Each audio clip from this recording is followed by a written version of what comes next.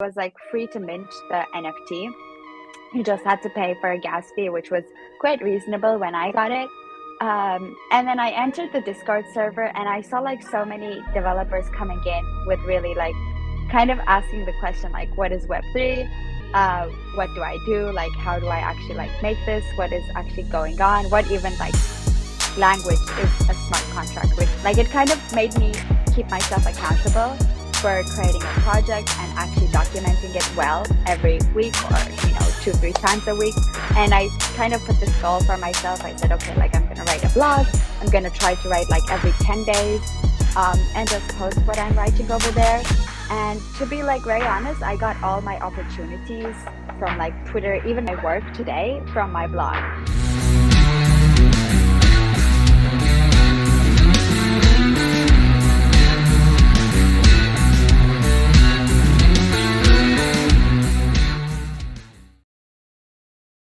My name is Eda, and I am, I like to describe myself as a Web3 developer advocate. I currently work on developer relations and community at the Helium Foundation, and I've been in the Web3 space full time since almost 6 months now, and I kind of got in like a year. So before was creating my blog, creating content about it, and then moved full time. And my background, I'm a software developer. I was in technical sales before moving to the Web3 space. And yeah, since the last year, just been exploring here. Interesting. Eda, when you say a Web3 developer advocate, Web3 can mean lots of stuff like a blockchain developer, a front-end developer, a back-end developer. So what do you mean by that when you say a Web3 developer advocate? Yeah, that's a great question. So basically, like I would say like more on the full stack end, like to create basic like small applications, like not something like super built out product. But I do have like a full stack background, and then I've just been kind of exploring the tools. But it also kind of, so what I try to do is, so I have my own blog where I write about projects and protocols I find interesting. So based on like what the project is, I kind of like spend a week like deep diving into the project, trying out different methods to like work with it. This could be like in terms of like extending the smart contract or like creating a front-end application, like using the data from that protocol, for example. So that's kind of like what I try to do and how I describe myself, if that makes sense. So you said that you have a full stack background. So for how long were you a full stack developer? And did that help you moving into Web3? Yeah, so I would say I studied computer science, and then I had like a long-term internship, and then I worked full-time in the developer space for like 8-9 months. So I don't have that much experience as a developer. I do come from that background, but soon after I moved to technical sales and the networking side. So I was actually more focused on the networking world. Not necessarily like it's not the most attractive part for like a computer science students to go to the networking world. I really did enjoy it. Like it was nice for me to build out those architectures, to create those networks and work on that side of things. And I did that for the past almost 3 years. And while I was doing that, I wasn't like developing a lot, but I did do some like scripting for net DevOps. So how you can like completely manage your infrastructure by code. So I was working on some mainly Python or Ansible scripts when you want to like automate your network architecture. But for the past almost 3 years, I was focused on that. And then kind of moved here. So I would say that it's obviously helpful. Like you don't have to come from a certain background. I think like a lot of the tools and resources you find in this space can give you like a good understanding. But so it's good to have like a bit of background before jumping in. Like you do need the basics of programming fundamentals and then come in this space, if that makes sense. That's great. That's great. So Eda, how did you choose Web3? How did you decide that Web3 is something which you want to work on? Yeah, so I don't like, it wasn't like I choose to move here. It kind of just happened, and I can like help walk through that as well, because I never expected to like come full time to the Web3 space. Honestly, when I was starting, I didn't even know it was called Web3. So basically last year, exactly a year ago, I said like, let me try and buy like some of these cryptocurrencies. I'm based in Turkey, and we finally had a lot of exchanges. Like you would see all the advertisements on TV as well. So I said like all the prices were going up. Maybe I should just like buy a bit of cryptocurrencies, see how it works, maybe like go on holidays. Like that was kind of the idea. And then I set up like my own exchange account, tried to like see there was like a lot of different coins and tokens, which I had no idea what they meant. So that's how I started. And then I said, okay, this is interesting. Why is there like so many different tokens, coins, whatever it's called?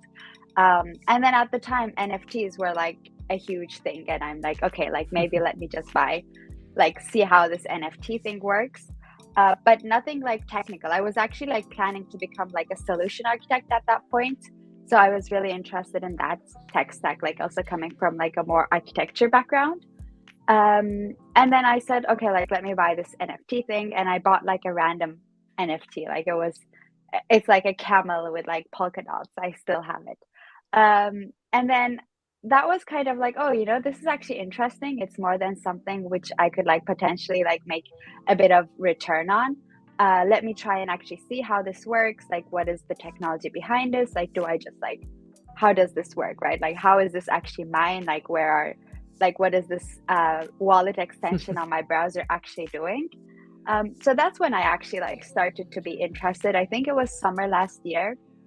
And then I said, oh, okay, like then there's this thing called smart contracts. This is how it works. And I extremely got more and more interested.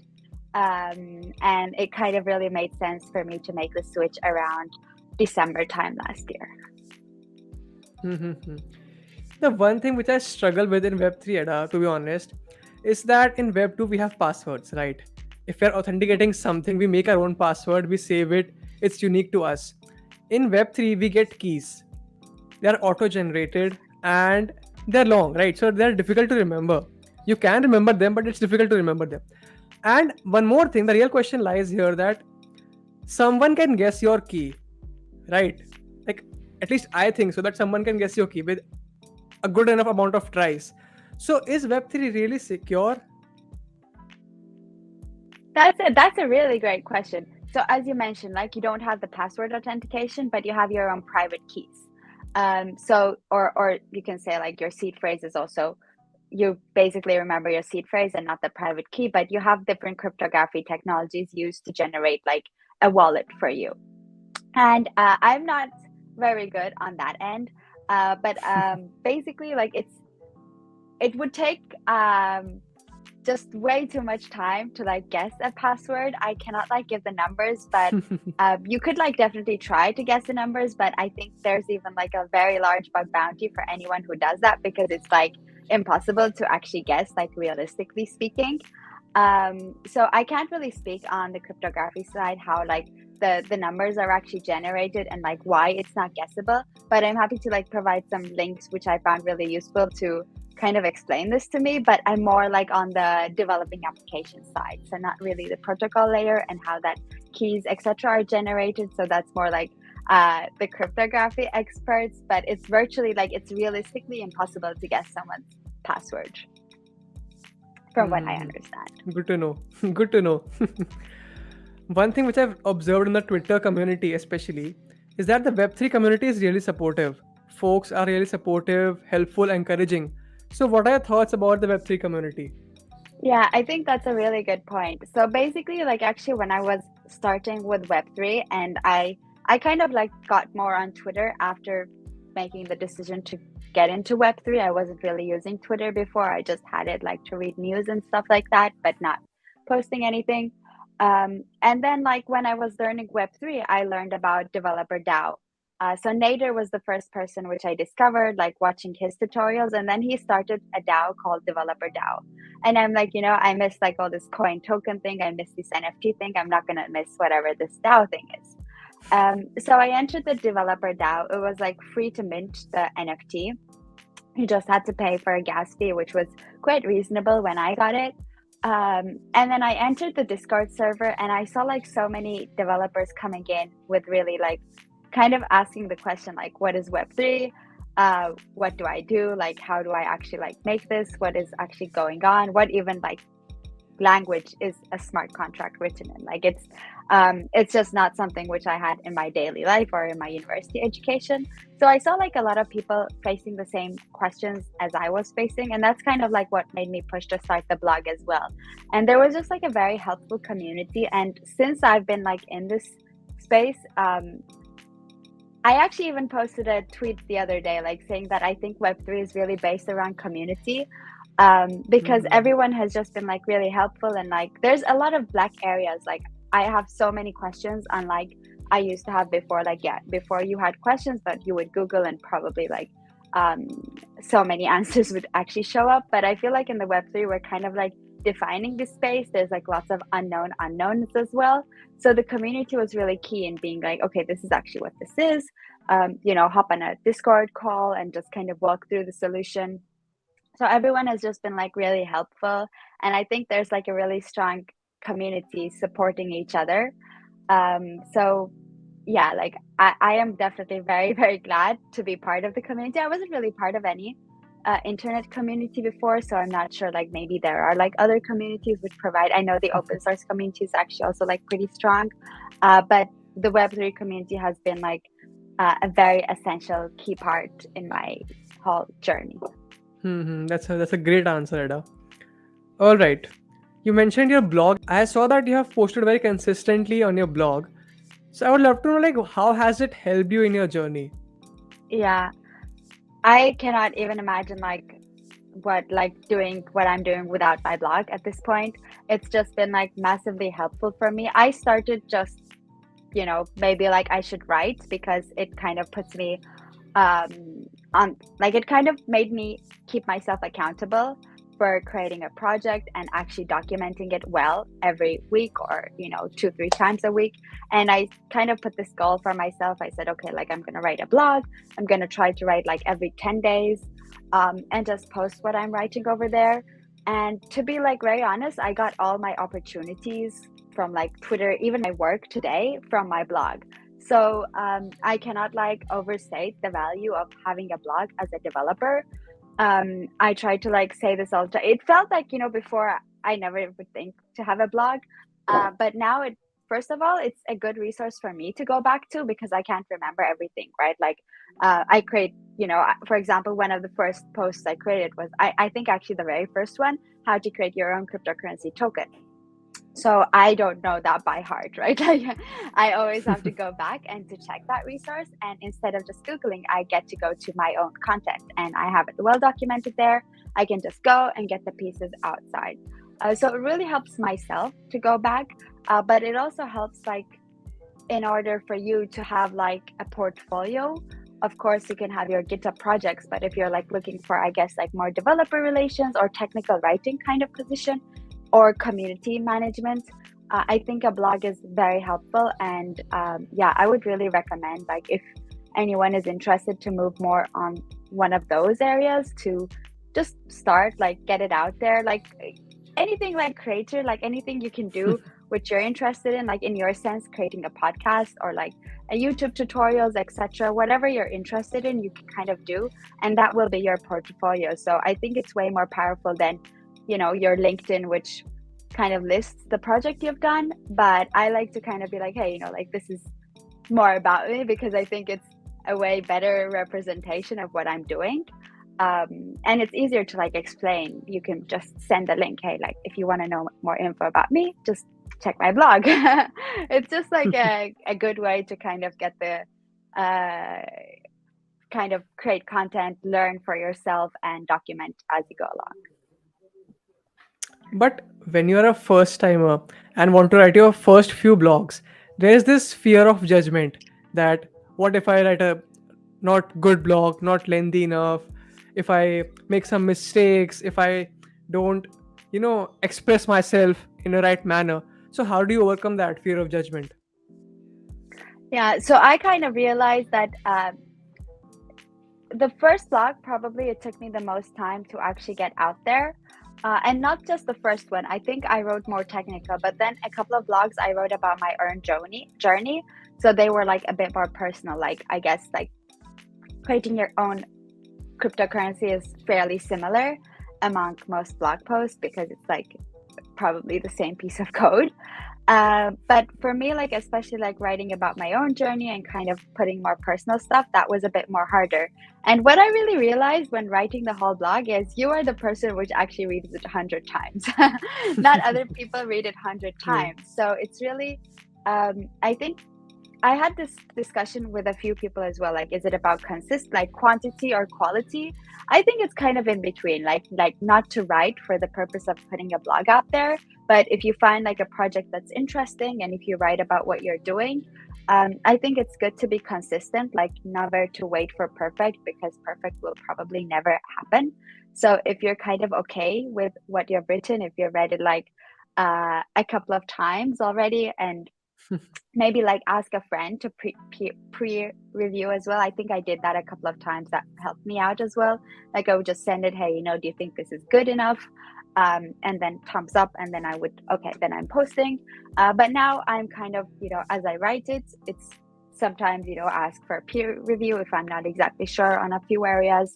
But otherwise, you can just wait for forever to kind of put it out there if you just decide to wait. That's so true, so true, Eda. Eda, you mentioned a very beautiful point in your previous answer, that your podcast, your blog can be a portfolio for roles like community management, DevRel. So you really feel that if you're applying for a role of community management or developer advocate, so your blogs, your YouTube, your podcast, if you're doing any community work, that can really benefit you and be more powerful than your resume. I 100% agree with that. At least in my case, that was how it worked. Like, honestly, I don't have my even last name on Twitter. So when I was like looking for jobs, and I actually like got my opportunities from like the people texting me, hey, like I saw your blog, would you be interested in this? And they didn't even know my last name. They didn't know my LinkedIn. So they couldn't like go and be like, okay, like where is this person coming from? So it was just the blog I had out there. And that's, that was kind of enough for me to express myself. I'm not saying that the other is not necessary. I'm just saying like this kind of worked for me in my case. And it was way easier. Like the interviews, the difference between the interviews I had here or just generally chatting with people in the Web3 space was way different than how I had them before. Like before, I think like we opened my resume and then we walked through. But over here, I felt like, the person I was speaking to already had a lot of context about me. And it was just like an easier way to lead the conversation, because like you could directly say, like I did this and this is like your proof. I kind of like to show what you've done like more. So the difference between the chats were very like a lot in that sense as well. So I'd highly recommend, like it's good for yourself as well. Like it kind of makes you keep accountable for yourself. Like, I'm going to create X amount of podcasts for this time. So it kind of just helps you to push yourself to learn more. And likewise for your for someone who's looking for a creator, and everyone needs that kind of like show off people, right? Like to write a blog post and to show it off, or like to have a blog podcast. Otherwise we can all just build in the dark, right? So we need those like technical writers, DevRel people, or like kind of create like more creators creating the material. And that's also like very helpful if you want to move in that direction and enjoy that. That is a beautiful answer, Eda. And when we talk about the roles like DevRel and community management, they are pretty diverse. For every organization, every company, this role has a different understanding, a different job description, if you say so, right? I want to ask you that if you are wanting to become a DevRel or a community intern or community manager, what is the importance of you knowing how to code? Because if you're applying for these roles, it can get pretty attractive to just focus on your community work, focus on the blog, focus on the podcast. But it is equally important to focus on the code as well. Yeah, so I think the answer differs, as you mentioned, for company and also for if you're looking for a community role or developer relations role. I get this question a few times, like I want to move to developer relations. Do I need to be a developer? And I mean, I think you do. So in my personal take is like, it's a developer relations role, right? So you're going to interface with a lot of developers, you're going to understand what they're building, and you're going to try and build your own as well. So you do need to be, in my opinion, a developer so that you can, you do need to have that background and like build those tools. So it's kind of like, again, you're a developer, but who kind of wants to more be on the communication side. Right. So I feel that it's important to have done that work yourself so that you can understand the audience you're speaking with better and you can create content for them. Because in the end, like you want to, like you're building for developers with a very technical tool set. So it's kind of important that you actually know the weeds and the details of it. Like no one's like I'm not a giga brain to know all the expert stuff, but I do have like a good understanding of how the product works and can actually use it myself. So like if I interface with a developer and then they say like, hey, like you have this API and there's this issue with the API, I actually have like the content of that. So I can be like, oh yeah, like this is what the problem is. This is how, we can solve it. This is what we're working on. So you do need to be like a technical person, in my opinion, for a developer relations role. For a community management role, I don't think necessarily you need to be a developer. It's more, again, like community side. So as you mentioned, like also on the content side, and I guess like more in real life meetups or like virtual meetups, kind of like organizing community communications. I feel like those are the more necessary skills. So yeah, that's kind of my take on it. So we always talk about what you have done, what are your achievements, but the best learnings come from your failures, right? What is something, if it is there, a mistake or something you wish you did differently in your past? Yeah, that's a great question. So I think I kind of, well, now, as you mentioned, like to put that first blog post out there or to put that first podcast out there actually takes a lot of time. Like after you do, it kind of fits. But I think it was similar for me in the sense that, especially like when I was working and when I was like new to teams, I wouldn't just go out and like ask the questions that I had. I was like more shy, try to do it on my own.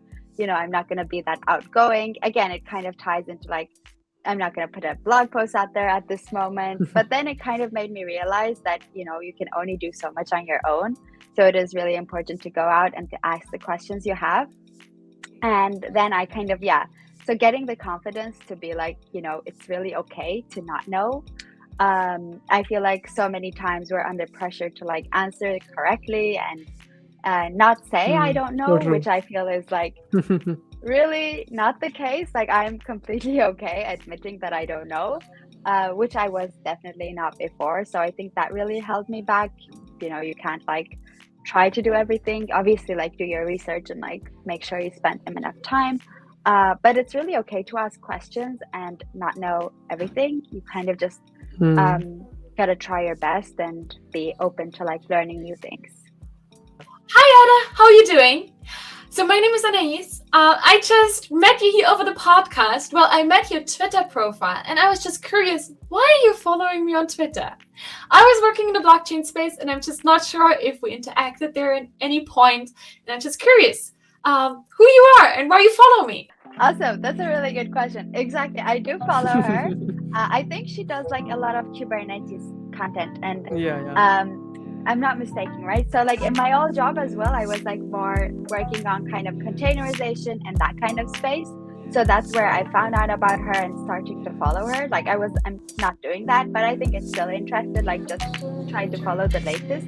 And I think I also see like sometimes she posts food pictures, which are quite nice as well. So like alongside the Kubernetes stuff, I feel like she posts those, which are pretty interesting. And I think her Docker and Kubernetes stuff was really cool. So that's why I was interested and came in for that.